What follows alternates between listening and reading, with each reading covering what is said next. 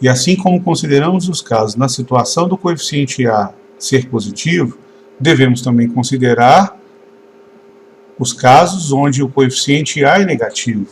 Então, fazendo o desenho das possibilidades da parábola em relação ao eixo das abscissas, então nós teremos mais uma vez 3 casos, onde a parábola pode interceptar o eixo das abscissas novamente em 2 pontos, ou ela pode tangenciar o eixo das abscissas, interceptando em um único ponto, ou mais uma vez, se quer interceptar. E novamente, isso nos remete ao valor do discriminante delta para analisar cada um dos 3 casos. Ou seja, o primeiro caso ocorre quando o delta é positivo, no segundo quando o delta é igual a 0, e o terceiro quando o delta é negativo. Considerando para o primeiro caso raízes, que eu vou chamar aqui de x1 e x2, e no segundo caso uma única raiz, então x1, nós temos no primeiro caso as imagens para x menor do que x1 são valores necessariamente negativos, assim como se o x for maior do que x2.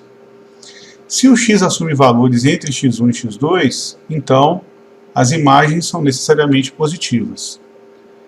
Já no caso onde o delta é igual a 0, com uma única raiz, com a concavidade da parábola voltada para baixo, exceto no caso onde x é igual a x1, que aí nesse caso, como x1 é raiz, a imagem é 0, para todos os outros valores de x, observem, as ordenadas, os pontos do gráfico são valores negativos, para y, então as imagens são sempre negativas, exceto no caso de x ser igual a x1. Mas na situação onde o delta é negativo, qualquer que seja o x, as imagens vão ser sempre valores menores que 0. Então, escrevendo isso, no primeiro caso, podemos dizer que se x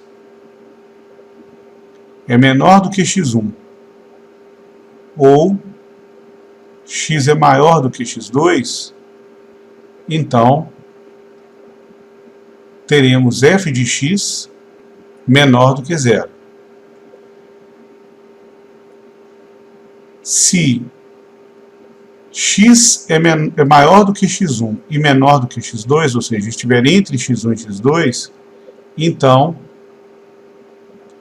as respectivas imagens, para qualquer valor de x, vai ser sempre um valor positivo.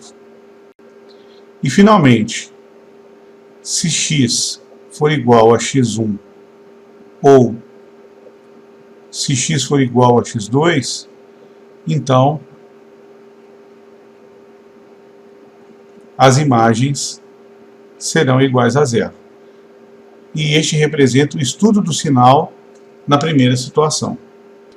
Na segunda situação, nós temos que, se x for igual a x1, como x1 é raiz, onde o gráfico intercepta o eixo das abscissas, isso significa dizer que f de x é 0, ou f de x1 é igual a 0.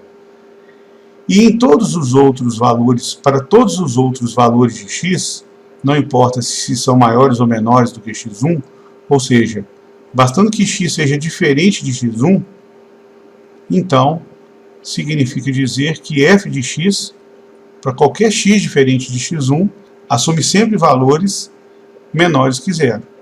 Então esse representa o estudo do sinal no segundo caso. E no terceiro caso, observe que em relação ao sinal da ordenada, do y ou das imagens, nós teremos que para qualquer valor de x, f de x é sempre um valor negativo. Então podemos dizer que f de x é menor que 0 para todo x pertencente a R. E isso esgota todas as possibilidades de estudo de sinal para qualquer situação envolvendo uma função quadrática.